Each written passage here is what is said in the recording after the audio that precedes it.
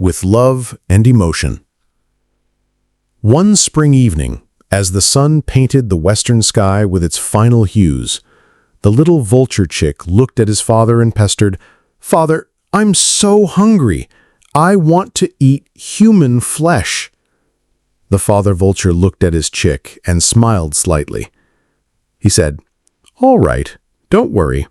I'll bring it for you as soon as evening falls." As promised, when dusk settled, the father vulture spread his wings and flew off.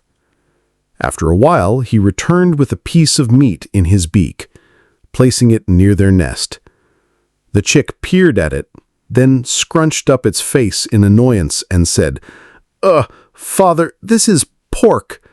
I wanted human flesh."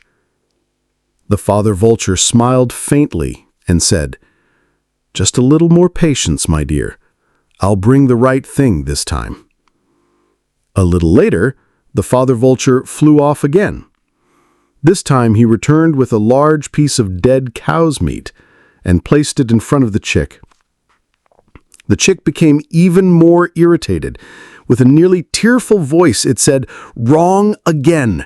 This is beef. Where's the human flesh? Are you trying to fool me?" The father vulture said nothing more. This time, he thoughtfully picked up 2 pieces of meat in his beak and flew off silently. One piece he dropped beside an ancient mosque, where people had begun to gather for evening prayers. The other he dropped beside a splendid temple, where devotees were performing arati. Having swiftly completed his task, he quickly returned to their old tree branch. Within moments, a terrible chaos erupted below. The human crowd slowly turned into shouts, and then from those shouts, fights broke out. Fueled by rumors and religious fervor, the maddened mob became so embroiled in conflict that within moments, hundreds of people lost their lives, and the earth was stained with blood. The father and son vultures descended from their tree perch. The chick's eyes widened in astonishment at the scattered corpses. This time, they began to eat real human flesh. The chick asked in surprise, "Father, where did all these human bodies come from? Who killed them?" The father vulture answered calmly yet profoundly, "Humans claim to be the best of creation, but they're the easiest to manipulate in the name of religion and politics. They destroy themselves." The chick was still bewildered. It said, "But father, why did you use religion?